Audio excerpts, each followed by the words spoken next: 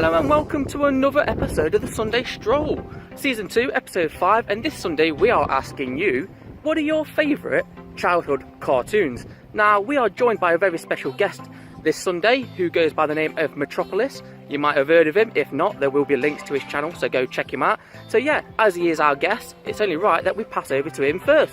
So, Matropolis, let's hear what your favourite cartoons are. Okay, so my favourite childhood cartoon is none other than Bucky O'Hare and the Toad Wars. So basically you had a group of mammals fighting against a group of amphibians in space. Now how awesome is that to begin with?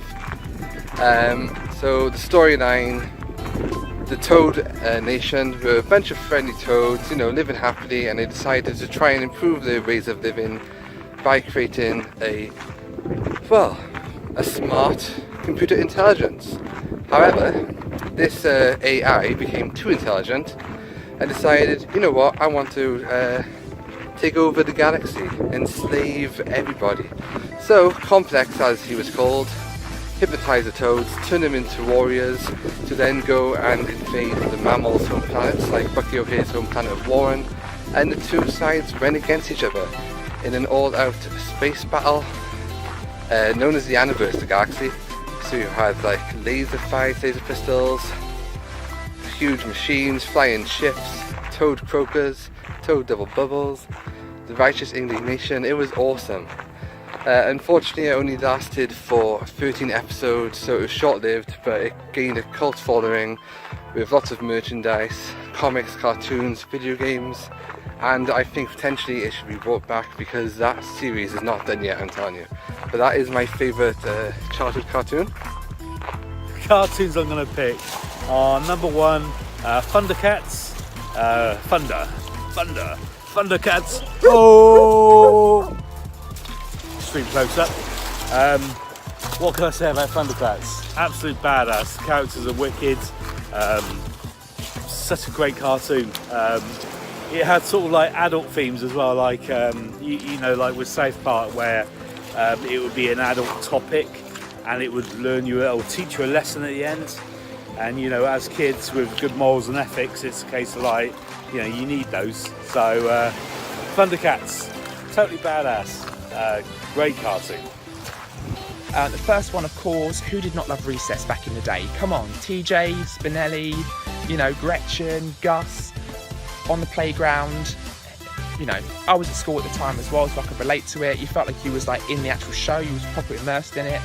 I just loved that show. It was just the best. Recess, even the film as well, Recess School's Out. Fantastic. Just love that show. And the first one I think I'll go for is Dungeons and Dragons. Now this was a really good series about a group of teenagers who go on a theme park ride and it crashes into another world, the world of Dungeons and Dragons, and they all get sort of special powers, and like barbarian, wizard, thief, acrobat, and yeah, it just really captures your imagination. It's the sort of thing you'd love to happen if you was a kid. And yeah, so the first one's Dungeons and Dragons. So, for my first pick, I'm going to go for the classic Teenage Mutant Ninja Turtles, or Hero Turtles if you watched it in the UK like I did. So yeah, I was absolutely Turtles mad as a kid. Honestly, I had everything Turtles. Yeah, you know, clothes, books, and of course all the figures from the toy lines and stuff like that. So yeah, an amazing animated series for me. And I'm talking about the OG one, you know, the 1988 onwards Teenage Mutant Ninja Turtles. Yeah, it just captured everything about a child's imagination, if you ask me. Do you know what I mean? Take some cool characters, give them a cool trait, you know, the mutants, they're ninjas, and give them an ultimate like villain and stuff like that, and you've got just all the makings of a perfect cartoon series. So yeah, and let's not forget about that really iconic intro, opening to the series as well. Absolutely amazing. Teenage Mutant Ninja Turtles, can't go wrong with it. Another favourite childhood cartoon of mine is called The Legends of Treasure Island. Now you don't hear people talk about this one a lot.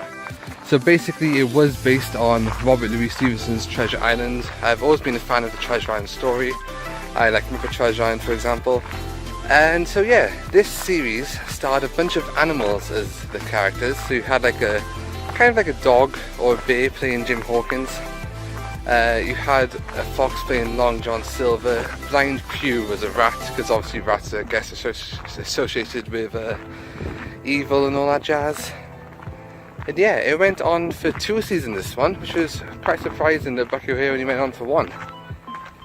But it was the normal treasure line story, sailing for Flint's buried treasure, and then obviously Jim and his friends, like Squire Trelawney, Captain Smollett, Dr. Livesey, Jane as well, set up camp on land, and then obviously the pirates on the water.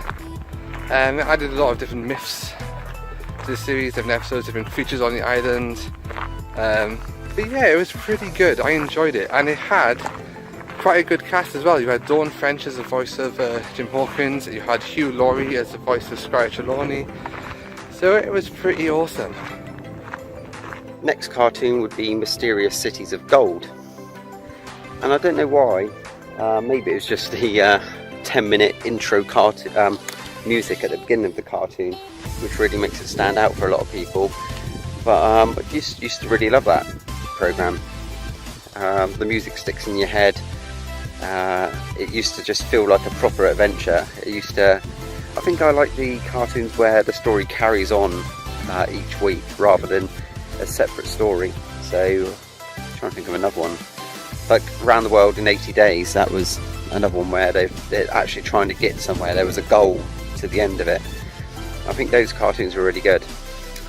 So Mysterious Cities of Gold, 3 kids who 2 of them had like pendants, which when you joined them together they could plug into a golden condor bird and it could fly, and they were looking for this lost city of gold, which I think they did find at the end. I'm not sure if I actually saw the last episode, but yeah, that was my second choice. So my second pick is He-Man, and for the power of Grayskull. She-Ra was the honour of Grayskull. Adam, He-Man, was the power of Grayskull. So that kind of ties in with my superpower, doesn't it? Adam was quite strong, He-Man was quite strong. So yeah, and I want a battle cat, and not a dog that runs off in the distance, always pushing the limits. A dickhead, I like to call her.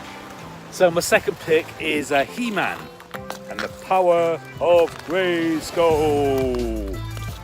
Now my second choice is going to be kind of on the other end of the spectrum really, because yeah, kids and youngsters could still enjoy it, get a lot of enjoyment from it, but you know, older kids and adults can get a lot of enjoyment out of it too, and that's the Batman animated series, you know, the one from the early 90s. So yeah, I really love this series, and it's just because yeah, it didn't treat you as such as a child and that, because you know, it was a bit more gothic, darker in tone and stuff like that, and dealt with more kind of adult themes and storylines and stuff like that. And of course, it's Batman, so you know, one of the best kind of heroes ever invented, and he's got such a great like gallery of rogues and villains to pick stories from and stuff like that. And yeah, if you want to talk about intros and themes, you know, Danny Elfman did the music, you know, so he like transferred kind of that classic Batman theme from the Burton movies over to the cartoon as well. So yeah, just even more epicness, and that's why I picked the Batman animated series from the 90s.